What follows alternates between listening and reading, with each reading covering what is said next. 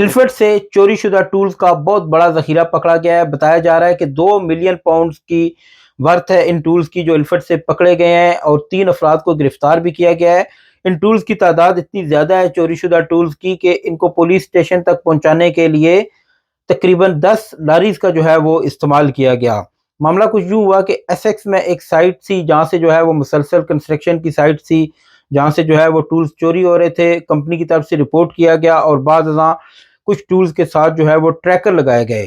ان trackers کے ذریعے جب وہ والے ٹولز بھی چوری ہو گئے، ٹریکرز والے بھی، تو اس کے بعد پولیس جو ہے وہ ٹریس کرتی ہوئی پہنچی ایسٹ لندن کے علاقے الفٹ میں، جہاں پہ اس کمپنی کے چوری شدہ ٹولز کے ساتھ ساتھ اور بھی بہت بڑی تعداد میں چوری شدہ ٹولز جو ہے وہ موجود تھے۔